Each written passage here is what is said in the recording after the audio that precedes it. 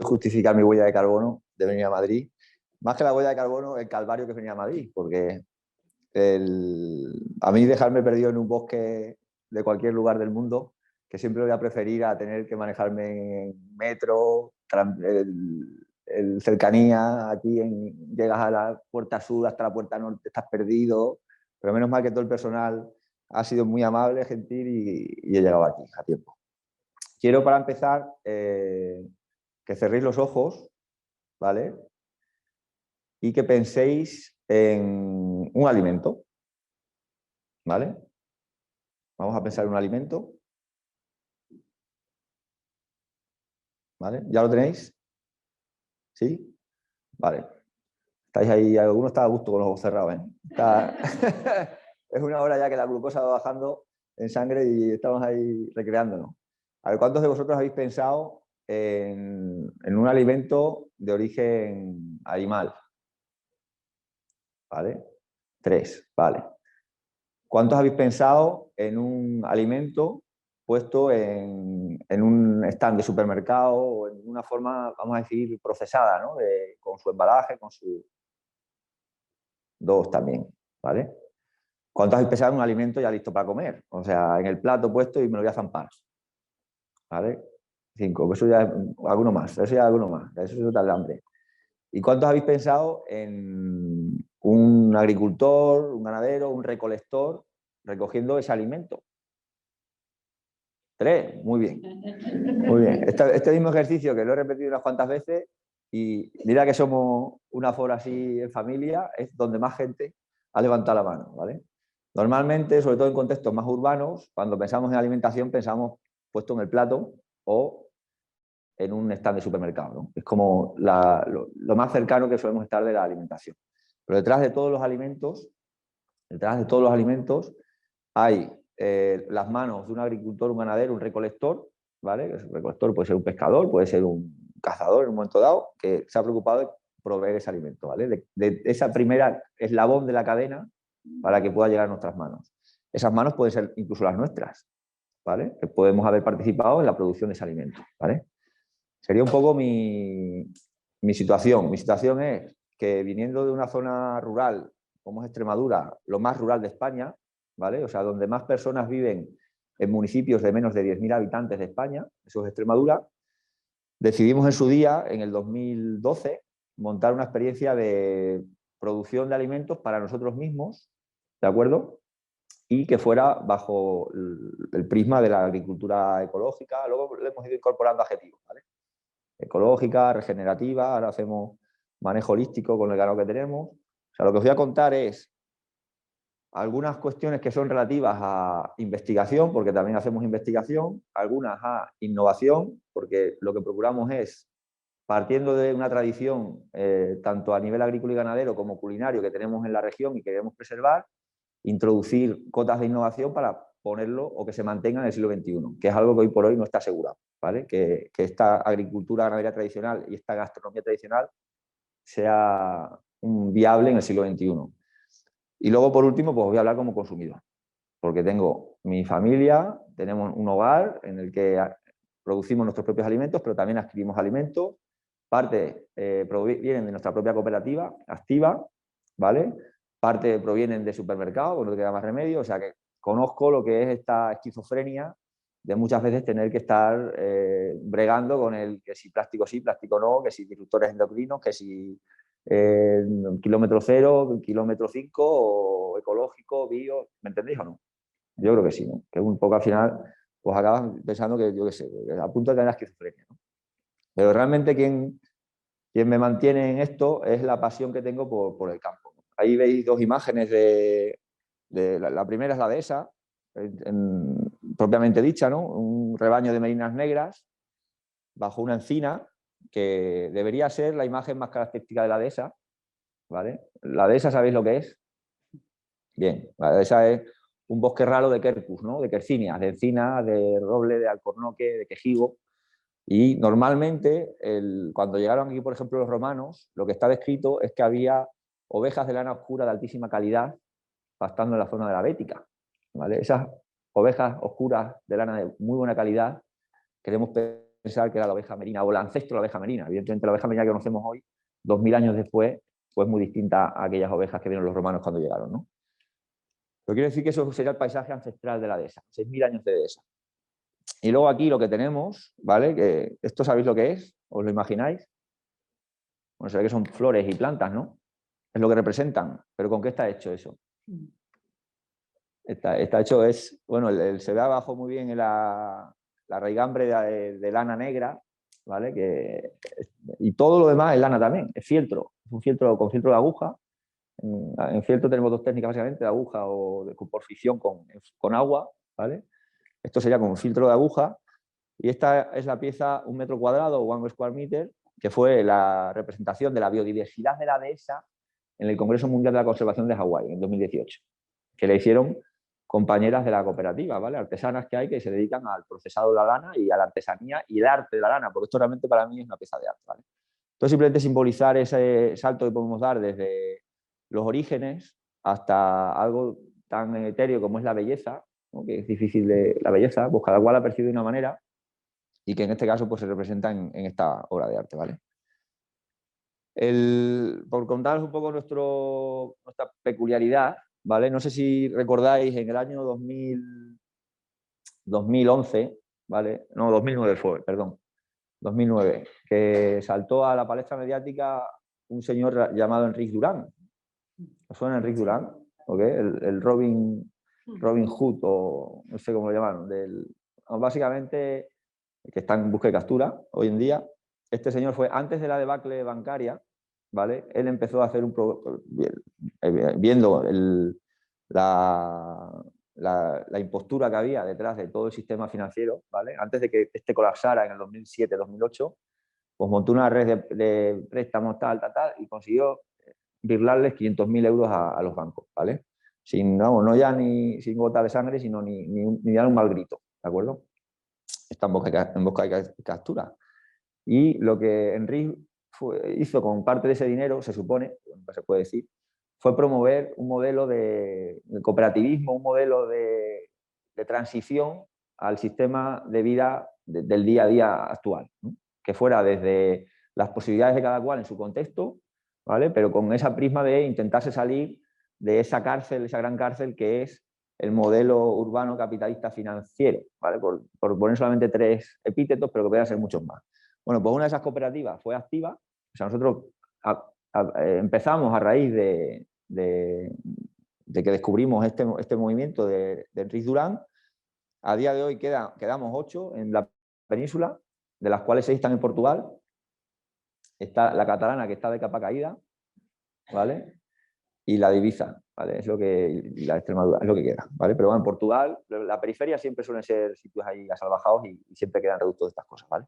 Bueno, pues es un poco nuestra cooperativa. Entonces, ¿en qué consiste? Pues consiste en un grupo de gente agrupada por necesidades, 550 personas, estamos agrupadas por necesidades que pueden ir desde la provisión de alimentos o de textil o simplemente también el organizarse para trabajar y ofrecer el trabajo a terceros o dentro de la propia cooperativa. Organización en torno a necesidades con una estructura descentralizada, no jerárquica, y nos permite operar tanto con el mercado convencional como crear un mercado paralelo, ¿vale? Y ese mercado paralelo lo gestionamos con una moneda social, ¿vale? Tenemos una moneda social de manera que podemos tener relaciones económicas al margen de todo el sistema financiero crediticio en torno al euro y el dólar, ¿vale? Hemos movido en torno a 230.000 unidades monetarias de esta moneda desde que se creó. No es mucho, pero bueno, es una especie de granito de arena en todo este entramado, ¿vale?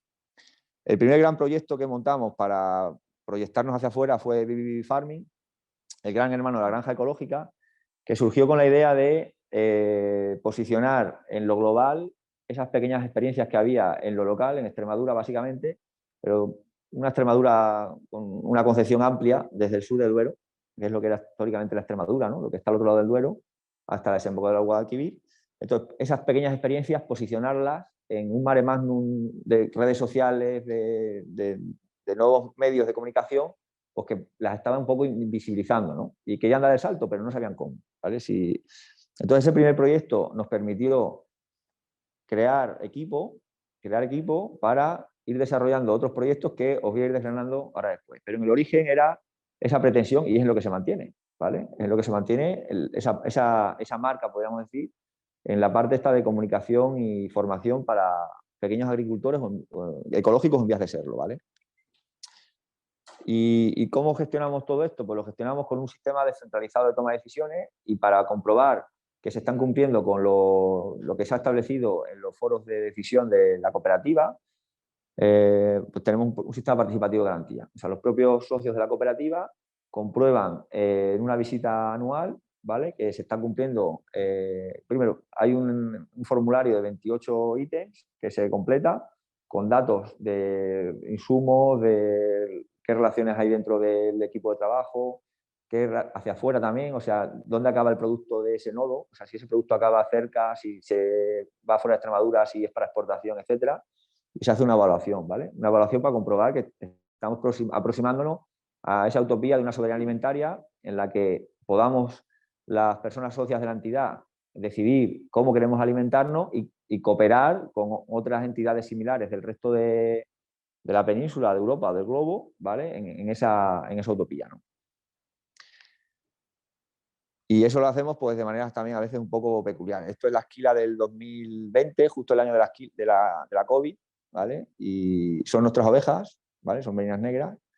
Y bueno, pues ocupamos una nave, literal, ¿vale? Los grafitis no los hicimos nosotros, estaban ya de antes, pero fue una esquila muy bonita, ¿vale? Las fotos que tenemos ese día son muy, muy curiosas, porque Cáceres tenemos una explotación de 62 hectáreas de olivar, dehesa y huerta, y es periurbana, o sea, estamos metidos en la ciudad, ¿vale? De hecho, en alguna ocasión se han escapado las ovejas y han acabado en la perrera municipal, ¿vale? 2 ovejas solamente, eran 2 carneros díscolos, pero bueno, no pasó nada, ¿vale?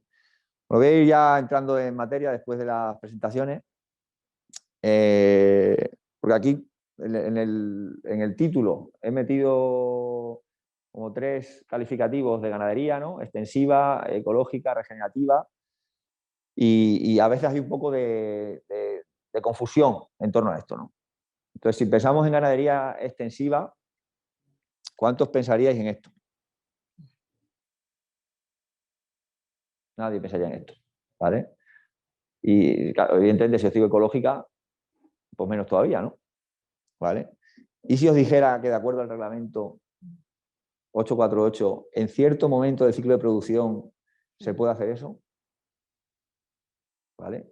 Es cierto, o sea, eso puede ser, eso son jaulas de manejo en porcino y puede ser en un momento dado un paso previo a la inseminación artificial. La inseminación artificial está admitida, no está admitido el implante de embriones, pero sí la inseminación artificial, ¿vale? Y en porcino, también en porcino ecológico, es muy habitual hacer inseminación artificial, porque permite mejorar la ratio, tener menos machos por hembra, ¿vale? Entonces, pues la inseminación artificial es bastante más rentable. Pasa lo mismo en vacuno de leche, que es muy habitual también en ecológico, la inseminación artificial, ¿de acuerdo? O sea, es algo que podría ser compatible, ¿de acuerdo? Lo que me imagino que estaréis pensando es en algo así, ¿no? Es lógico. O sea, cuando pensamos en una ganadería extensiva, una ganadería ecológica, incluso regenerativa, pues pensamos en campo y los animales haciendo, ¿vale? Pues que sepáis que en el caso del ibérico, ¿vale? O en el caso del porcino, pues seguir otra vez con ese ejemplo, ahora mismo en la península, o en España en concreto, en cuanto a certificación ecológica, hay más cerdos blancos que provienen de modelos industriales, o sea, de modelos en el que esto es lo más habitual, que no cerdos negros, que es el ibérico, en el que, sin embargo, por su método de producción tradicional, es un sistema de integración en el agroecosistema de la dehesa. ¿Me entendéis? ¿Por qué? Porque la complejidad que tienen los sistemas naturales, ¿vale?, son muy difícilmente abarcables con el modelo de pensamiento lineal que tiene la simplificación que tenemos los humanos, ¿vale? Y eso también se ve en lo que hemos pensado, y eso es parte de nuestra condición de sapiens y parte de nuestro éxito como especie, que hemos poblado y requete poblado y inundado el planeta Tierra, y parte de los problemas que estamos causando también al globo, ¿vale? Y eso hay autores que están planteando ya el decir, bueno, es que los sapiens hemos tenido una capacidad de simplificación brutal, ¿vale? Aparte de otras cuestiones, ¿no? Sociales, culturales, etcétera. Y eso nos ha llevado a, si me planteo llegar a la Luna, pues construir un cohete y ir a la Luna.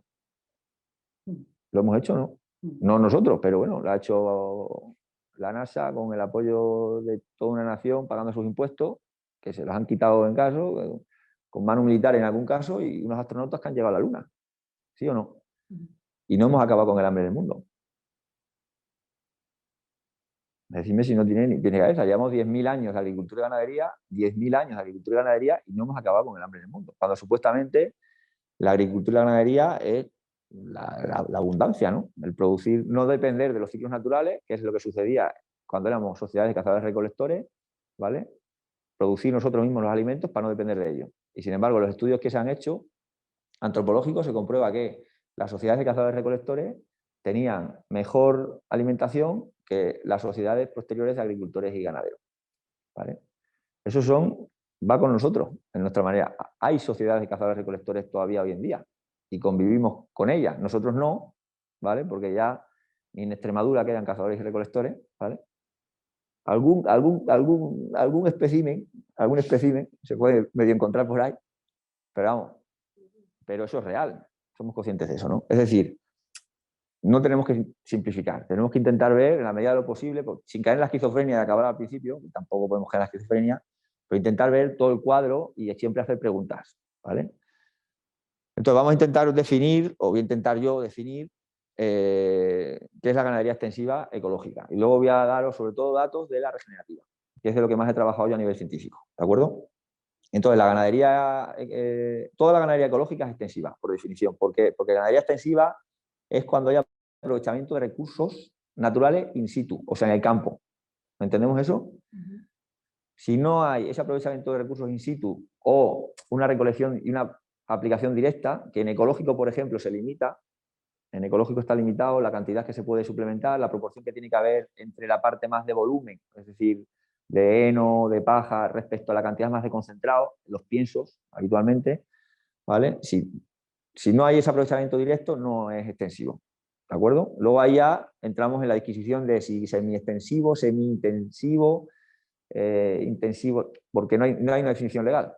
En España hoy por hoy no hay una definición legal. Y es una de las peleas que tiene ahora la plataforma por el pastoralismo y la ganadería extensiva, que se defina legalmente la ganadería extensiva para que sepamos, cuando se dice que algo es extensivo, a qué atenernos, ¿vale?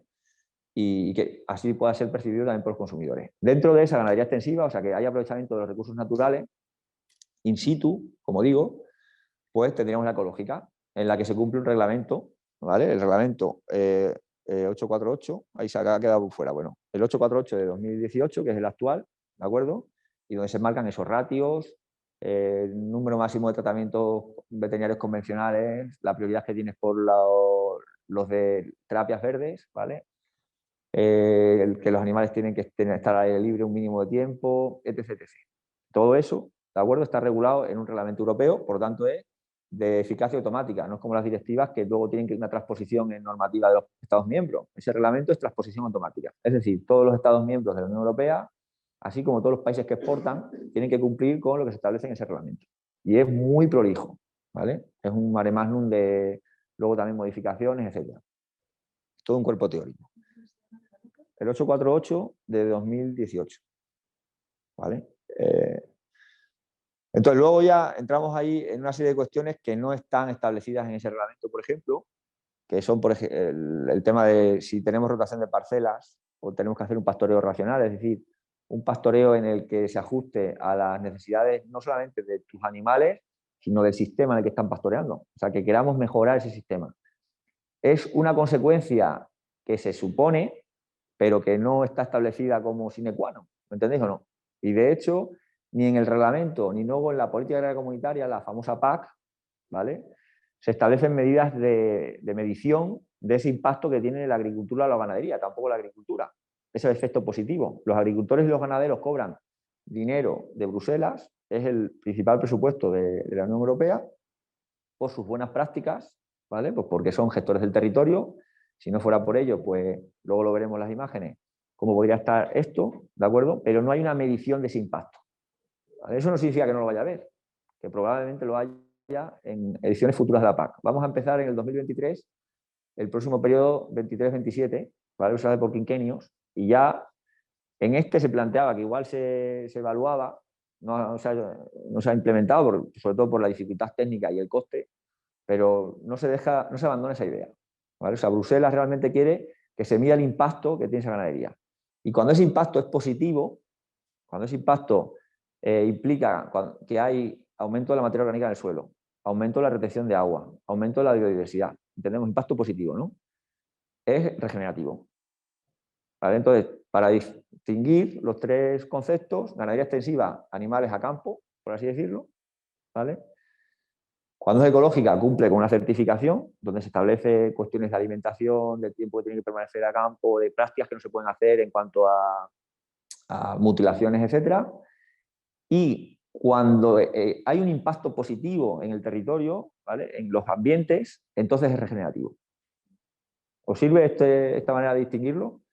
Es decir, perfectamente puede ser ganadería regenerativa, ecológica y siempre extensiva. ¿Vale? Lo que no puede ser es regenerativa, ecológica, intensiva. Eso no puede ser. ¿Vale? Sí. He comentado de las mutilaciones, que estaría un poco más relacionado con el tema del bienestar animal, también entra en la ecuación. Sí, en ecológico, por ejemplo, está limitado y está ya de por sí la reglamentación que hay en general a nivel europeo por bienestar animal ha equiparado prácticamente a lo que ya se tenía pidiendo en ecológico desde el principio de los 90, que es el primer reglamento, el 91, que es algo que en ecológico siempre se ha ido por delante, ¿vale? O sea, ya a nivel general, igual que la prescripción de antibióticos, hay un control ya en ganadería en general que es brutal, ¿vale? Pero es algo que ya existía en ecológico antes. Entonces, en eso siempre se va como pasos por delante. Y en ecológico, por ejemplo, pues está prohibido el raboteo, está prohibido cortar el pico de la gallina, está prohibido el descornado, está prohibido, a no ser que por condiciones de bienestar animal, es decir, que, por ejemplo, las vacas que tienen que estar en sitios que tienen un clima muy frío y tienen que estar estabuladas durante un mes al año. Pues son animales jerárquicos, hay peleas y puede haber problemas de que se peguen cornada. Pues en esas circunstancias hay una prescripción y se puede hacer un descornado. Evidentemente con una analgesia, asepsia, o sea que no duela, que no se infecte y por un profesional, ¿vale? Todo eso está regulado en el reglamento, ¿vale? Entonces, eso que os comentaba antes de qué sucede cuando desaparece la ganadería, pues lo vemos en esta imagen, ¿vale? No sé si se distingue bien, ¿no? Tenemos aquí a la izquierda de esta cerca, esto es un cisto, esto es una jara pringosa, y a la derecha aquí no hay jara, estos son brezos, ¿vale? ¿Qué diferencia hay entre una parte y otra de la valla? Aquí hay pastoreo, aquí no hay pastoreo, ¿vale? Esto imaginaros, conocéis, bueno, habéis escuchado, está en incendio de las Urdes, ¿no? 2000 y pico hectáreas. Pues esto es el valle por debajo. Se ha quemado el valle de Ladrilla, que es donde inició el incendio y luego saltó a Salamanca, pues el valle por debajo de Nuño Moral es donde está tomada esta foto, ¿vale?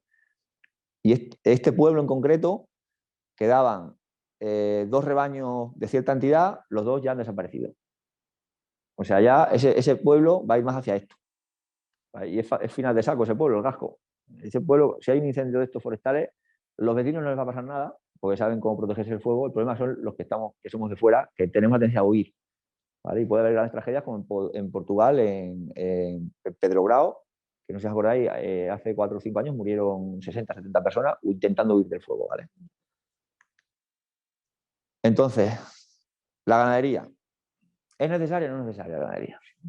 ¿Vale? ¿Vale? ¿Es necesaria o no es necesaria? Esto va a ser un rollo de charla, entonces. No. Ah, muy bien, muy bien, muy bien. Muy bien. Bueno, esto salió en El País, ¿vale? Hace un año y pico, algo así, ¿vale? Luego leyendo la letra pequeña era esto pagado. ¿Vale? Estaba pagado para que apareciese, era como una noticia, ¿de acuerdo? Y es muy curioso porque precisamente la COP de París fue la 22, o cuál fue la de París, no me acuerdo. Bueno, la unión esta que hubo por las cumbres por el clima que hubo en París, precisamente lo que hizo fue volver otra vez la vista al suelo como gran sumidor del carbono, luego lo veremos, y dijeron, ¿y cuál es de las actividades humanas la que más superficie de suelo abarca? Con manejo humano directo, coño, la ganadería. Pues ahora que, ¿me entendéis o no? Y justo en ese tiempo cuando salió un poquito después esta noticia, ¿vale? O bien esto otra noticia, pues el compromiso del vacuno de carne con tal. Y de hecho ahora mismo a una pugna, no solamente a nivel, vamos a decir, mediático o a nivel social, ¿vale? Que eso a lo mejor en Madrid lo vivís más, ¿no? Porque es verdad que hay más vegetarianismo, gente animalista, etcétera. Entonces, ese debate se puede dar más. Son zonas más rurales, es verdad que apenas existe, ¿de acuerdo? También existe a nivel científico. O sea, a nivel científico hay todavía una discusión sobre cuál es realmente el balance de carbono de la ganadería extensiva, porque las vacas, las ovejas, las cabras, los rumiantes, ¿vale? En general, cuando metabolizan la celulosa, emiten metano. Y el metano es uno de los gases de efecto invernadero de mayor efecto invernadero hecho, ¿vale? ¿Qué pasa? Que esas vacas, ovejas, cabras, cuando pastorean, lo veremos luego, también ayudan a la bomba de carbono, que son las plantas, a meter carbono al suelo. Entonces la cuestión está en ver ese balance. ¿Cuánto emiten, cuánto secuestran? Si secuestran más de lo que emiten, están mitigando efecto invernadero. Si emiten más de lo que secuestran, están contribuyendo al efecto invernadero. Y en esa está la discusión ahora mismo, ¿vale?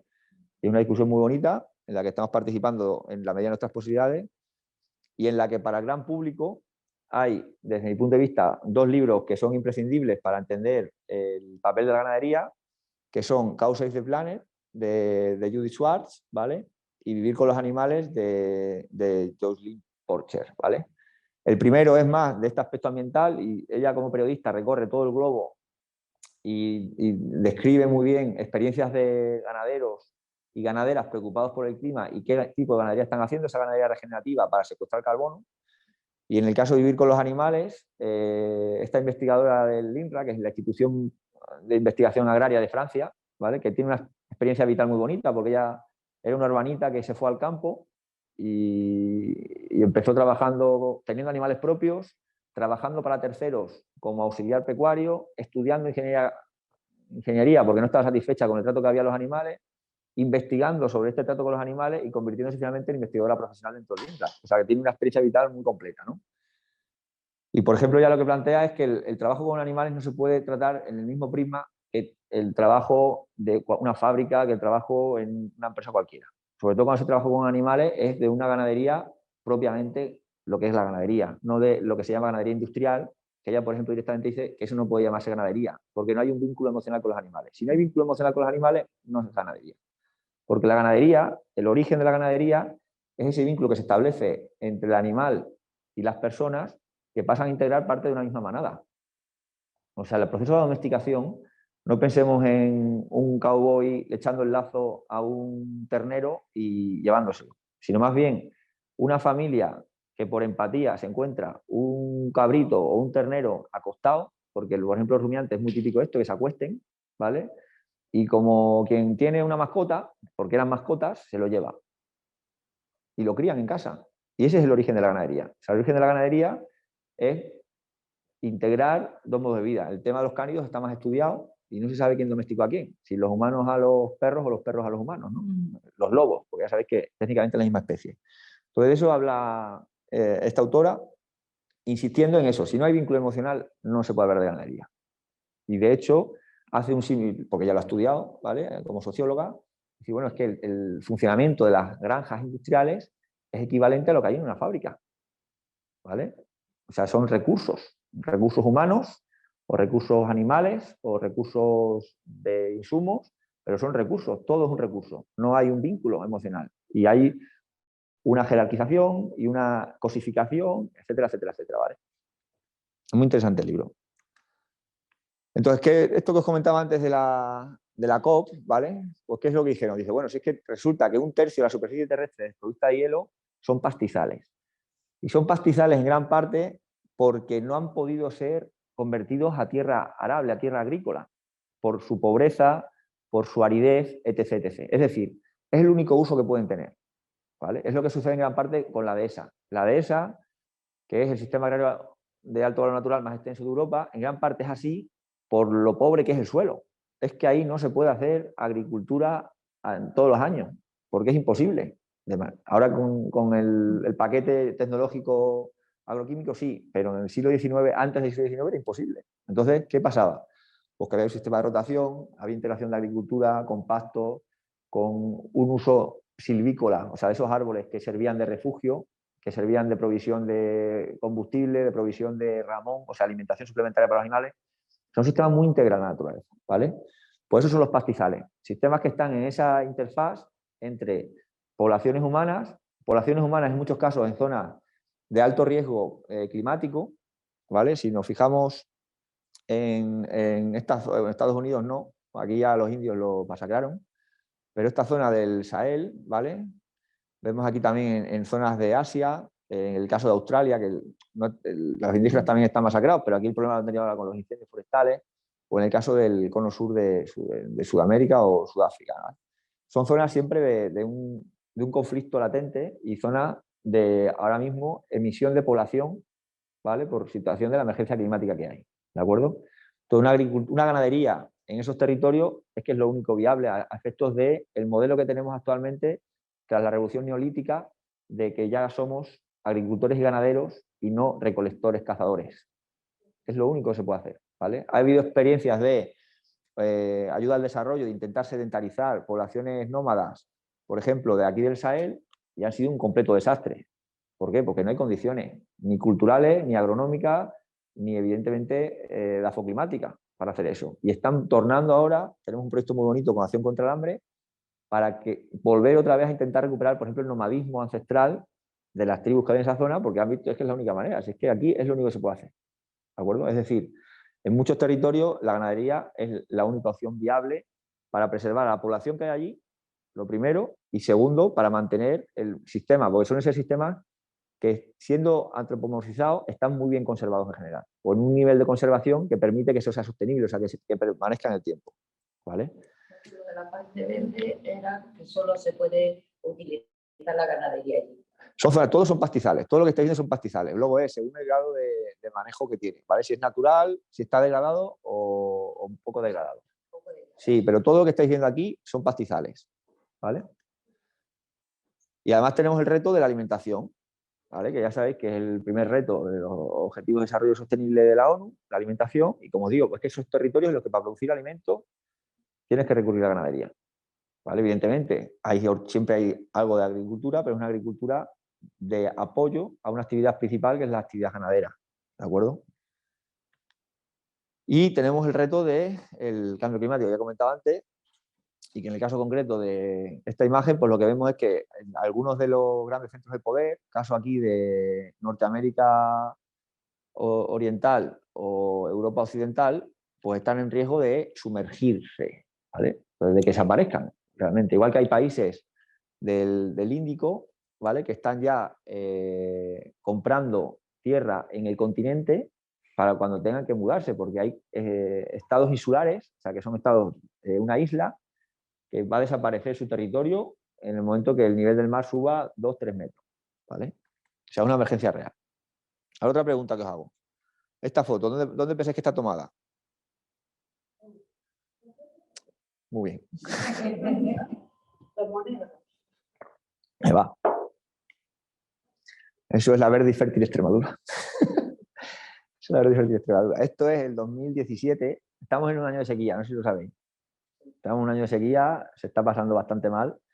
Y la sequía, esto es cíclico en el sureste, o sea, esto no es algo que va, que se nos olvida. Estamos en la memoria pez permanente, pero, ¿vale? La anterior fue en el 2017 y esta foto está toda en Siruela. Eso es la Siberia extremeña. Es un territorio que está pegando a Ciudad Real, Toledo, ahí metido, ¿vale? Pero podría ser cualquier desierto del mundo, vamos. Bueno, aquí no hay ni una brizna de hierba. Se intuye ahí al fondo una masa forestal, no sé si lo veis ahí, y las ovejas que sobreviven pues se están suplementando, ¿vale? O sea, esto yo lo uso mucho con los ganaderos para decirle, bueno, es que esto sí que depende de nosotros. Porque esto normalmente está verde. Y yo, por ejemplo, os puedo enseñar fotos. Bueno, luego yo creo que tengo alguna de nuestra explotación a día de hoy, con la sequía que estamos pasando, que es equivalente a esta, y hay suelo cubierto, o sea, no es suelo desnudo. O sea, haciendo una ganadería con buenas prácticas, una ganadería regenerativa, se puede tener suelo cubierto, ¿vale? No hay que resignarse. Y en el otro extremo tenemos esto. Esto es un brezal, ¿vale? Que es uno de los sistemas de montaña que son fuego dependientes, o sea, típicos de que para que se regeneren tiene que haber fuego, ¿vale? Y aquí no sé si intuís unas vallas, esto se llaman esto son unas cancillas, ¿vale? Esto se usa para ridilear, o sea, para meter ahí las ovejas, para que estén durante un día y machaquen bien eso. En vez de tener que darle fuego, pues lo machacan bien y permiten que ahí, en esos sitios que han estado las ovejas, se regenera el suelo, ¿vale? Y ahora voy a enseñar un ejemplo de interacción entre agricultura y ganadería aquí en Zimbabue, ¿vale? Entonces, están levantando unas lonas, no sé si lo veis. ¿No veis que están levantando unas lonas? ¿Qué pensáis que son esas lonas? ¿Para qué pueden ser? Una feria, van a hacer un stand. Están montando un stand de vida sana ahí en Zimbabue. Están haciendo lo mismo que os enseñaba antes de esa foto del redileo. Están haciendo un redil para vacuno en Zimbabue, ¿vale? ¿Y por qué pensáis que son unas lonas así tan altas? ¿Qué problema tienen allí? ¿Qué predador tienen allí? Ahí tienen leones. Ahí tienen leones.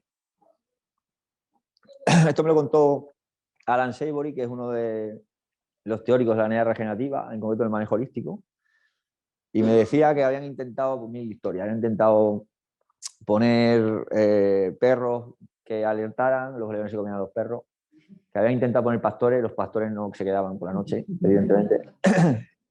Y por Angola les llegó la idea de usar rediles. No sé si ahí Angola fue colonia portuguesa, esto ya es una teoría mía, una hipótesis mía.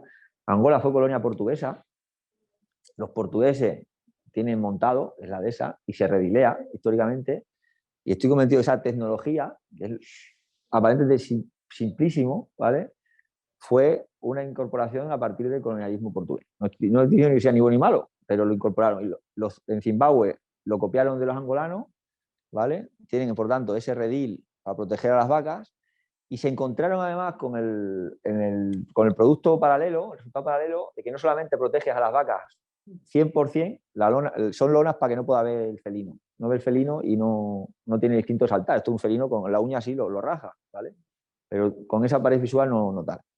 Se encontraron con el regalo de que la fertilización de este redil triplicó la cosecha de maíz, ¿vale? Y de hecho ha sido la principal herramienta para acabar con el problema que tenían de soberanía alimentaria, el redileo en estos comunales, pues son además tierras comunales. Y además han conseguido poner de acuerdo a las aldeas para hacer el pastoreo conjunto, han eliminado conflictos que había entre aldeas, y es uno de los ejemplos señeros del Africa Center for Holistic Management, el centro africano para manejo holístico, que tiene su sede cerca de las Cataratas Victoria, ¿vale? El efecto del carbono. ¿Cómo funciona esa bomba de carbono que os he hablado varias veces ya? ¿Vale? Pues bueno, aquí tenemos un corte de un tomo de suelo de pasto. ¿Veis cómo va disminuyendo a medida que aumenta la profundidad el color negro? ¿Lo veis o no? El negro es carbón. O sea, es que el carbón es que es tan fácil como ver es que es negro, ¿vale? Entonces, ¿cómo se consigue meter carbón hacia abajo? La visión tradicional, entre comillas, o lo más inmediato, con ese pensamiento lineal que tenemos los seres humanos, es decir, bueno, las vacas cagan, pues se va incorporando carbono por arriba, ¿no? Las plantas se mueren y van incorporando carbono por arriba. El primero es carbono marrón, el segundo carbono verde, ¿sí o no? Eso lo pensamos también los científicos, hasta hace poco. No penséis que es que torpe soy, no. Somos todos sapiens, los científicos también, ¿vale? Pues no, la mayor aportación de carbono, esa aportación de carbono existe, ¿vale? O sea, de superficie hacia abajo, pero la mayor aportación de carbono son las raíces de las plantas. Y todo el entramado que hay de microbiología en torno a esas raíces, porque hay una red ahí que es ahora mismo una frontera de conocimiento, que se está empezando a conocer, a comprender toda esa red que hay con los hongos, con otras bacterias, con bacterias, no con los hongos, etcétera, para apoyarse los unos en los otros, eucariotas y procariotas, aliados, para apoyar los periodos en los que después de haber sido comido, que es lo que ha pasado aquí, poder volver a crecer y volver a crear raíz. Las plantas crecen de manera simétrica. Sí, 5 minutos. Hostia, me he enrollado como una persona. Las plantas crecen de manera simétrica, tanto crecen para arriba como para abajo. De manera que cuando es comida y vuelve a crecer, vuelve a meterle otra vez carbono para abajo. Eso es la bomba del carbono, ¿vale? ¿Y por qué es importante? Pues porque los pastizales, lo veis aquí, es el mayor reservorio de carbono terrestre, por encima de los bosques, ¿vale? Bueno, esto es lo que os he contado antes de la dehesa. Estas son las ovejas que os he dicho antes que podéis ver lo verde. Esto es el año 2017 también. Es en otoño, ¿vale? La otra era en verano, pero ese año no llueve, está muy avanzado otoño, ¿vale? Entonces nosotros lo que hemos hecho ha sido estudiar en una serie de fincas que hacen manejo holístico, o sea, ganadería regenerativa, el efecto que tienen sobre el suelo respecto a sus fincas de al lado, ¿de acuerdo? Tanto con mediciones directas analíticas, o sea, medir el suelo, qué proporción tiene de fósforo, de potasio, de carbono, de nitrógeno, como con indicadores indirectos, que es esto que veis aquí, ¿vale? Ese indicador indirecto, después de aplicarlo, que es muy sencillo, una persona con un entrenamiento de un día lo puede hacer, cualquier persona, ¿vale? Tanto sapiens como no sapiens. Y llegamos a un índice, aquí tenemos menos 55, con dos imágenes de ese punto, ¿vale? Una foto panorámica y una foto perpendicular. Vemos que hay, bueno, que hay suelo desnudo, un sistema matorralizado, los árboles están más o menos pobres. Mismo sitio, 2 años después. Suelo totalmente cubierto, árboles más frondosos, y hemos pasado de menos 55 a más 25. O sea, 80 puntos de diferencia en un total de 200 puntos, ¿vale? ¿Y eso se traduce a resultados analíticos? Pues sí, ¿vale? En las fincas con manejo holístico tienen más ISP, tienen más cobertura de suelo, tienen más calidad del forraje, tienen más pasto disponible, el doble, o sea, hay más producción, ¿vale? Y más fertilidad del suelo. Fósforo, que ya sabéis que el fósforo es un elemento limitante, la fórmula NPK, el fósforo proviene de fuentes no renovables normalmente, pues en 5 años estos ganaderos han triplicado de media la cantidad de fósforo en sus suelos simplemente usando la ganadería. Y el potasio, que casi lo han duplicado, ¿vale? Hay más riqueza de especies, ¿vale? Está en el límite de la significancia, pero hay más riqueza de especies, o sea, hay más biodiversidad en estas fincas, ¿vale? A nivel de prevención de incendios forestales, ya os lo he explicado antes, es muy intuitivo, esto sí que es muy intuitivo, es decir, si tengo ganadería, el pastoreo va a impedir la matorralización y evidentemente va a haber menos riesgo de propagación de incendios, ¿vale? Que se puede hacer con redileo, como vemos aquí, o se puede hacer con un pastoreo gestionado en red, que es esto, que sería la red de cortafuegos de la Junta de Extremadura, en los que hay unas manchas verdes que serían los ganaderos que están pastoreándolo para prevenir incendios, ¿vale? Que son estas personas que veis aquí.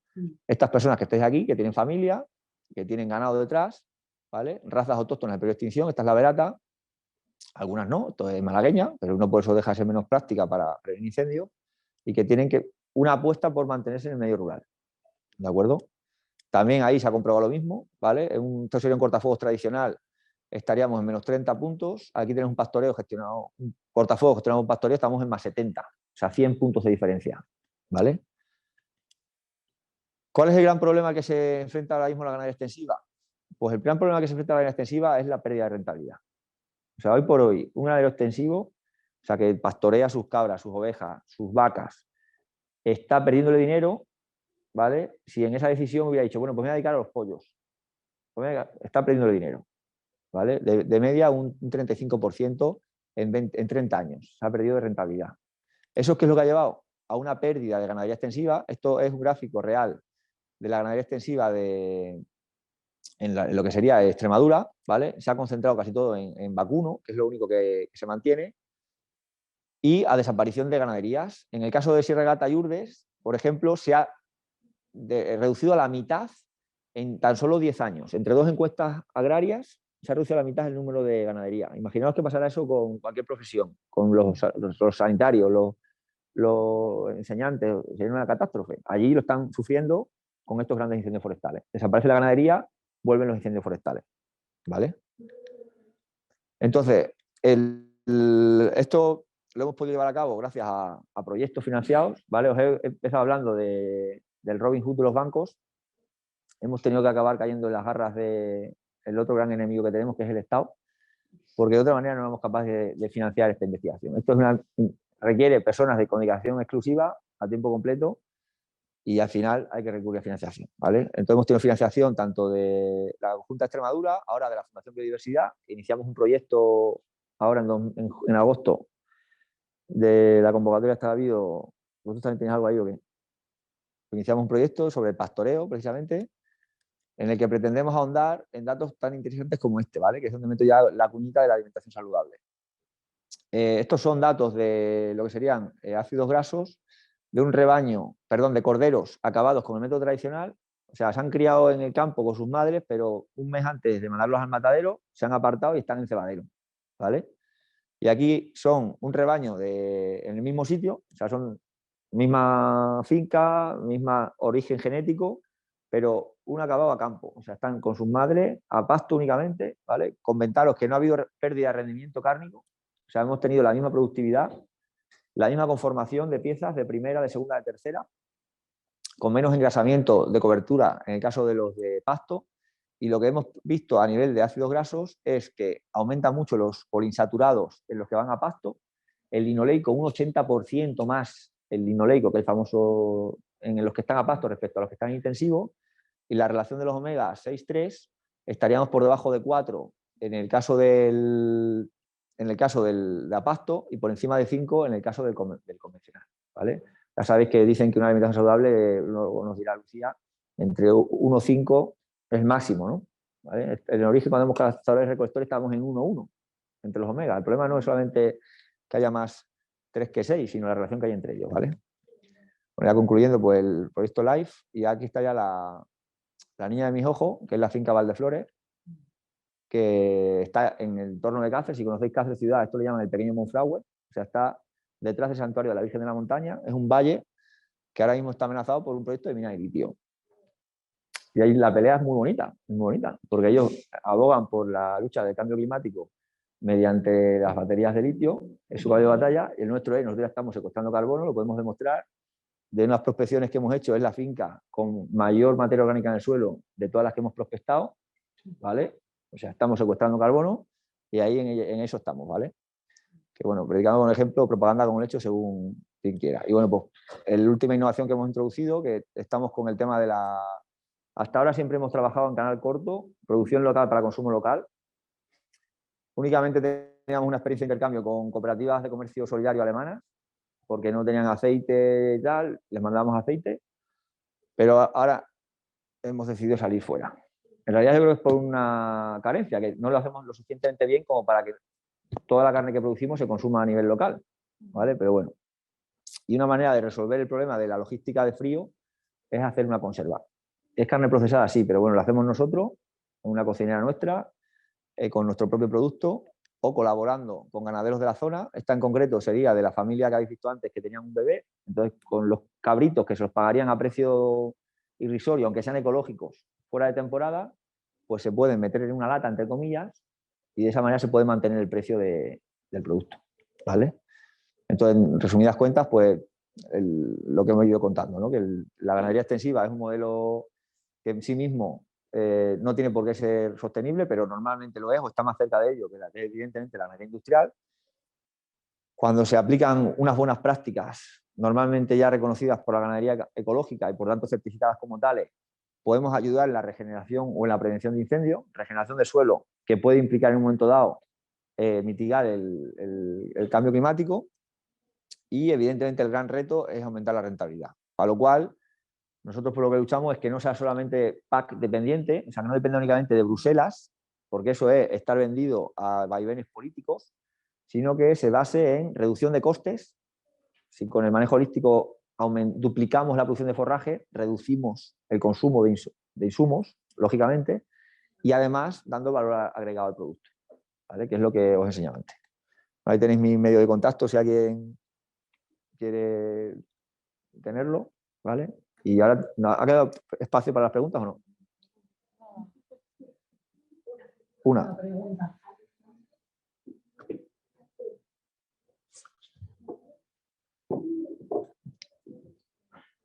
Quería saber si tenéis alguna referencia sobre los constructores llevar a cabo las necesidades con preparación. Vale. La parte esta de pastoreo preventivo arrancó en el 2019. Entonces, los datos que tenemos ahora son preliminares. Sí que tenemos en cuanto a grado de cumplimiento respecto a los objetivos fijados, ¿vale? Y en eso más o menos está en un 50% de lo previsto. Hemos visto que los rebaños combinando cabras con ovejas funcionan mejor que solamente cabra o solamente oveja. Y lo que nos falta por ver es esta primavera, que vamos a hacer con una imagen satelital y también con una imagen de dron, un análisis de la producción de fitomasa altamente combustible, vamos a comparar el efecto, ¿vale? Pero vamos, que hay trabajos ya hechos en Andalucía, por ejemplo, que llevan con la rasca más de 20 años y se ha demostrado con una técnica tremendamente eficaz y más barata que la silvicultura tradicional preventiva, ¿vale? Y además con mayor impacto social, porque el pastor está allí sí o sí, vive allí. El peón forestal vive en el pueblo o viene de otro sitio, ¿me entendéis o no? O sea, cuando la prevención se hace con ganaderos, es más socialmente sostenible que no tal, que no la labor silvícola tradicional. Bien, pues muchas Esto gracias. voy a hacer un comentario. Esto es el motivo por el cual mi mujer está a punto de venir a la charla. Sí. Voy a venir a la charla de Lucía y no la mía, ¿vale? Sí. Lo estoy comprobando. Me voy a quedar. Claro, obvio. Muchas gracias. Ah.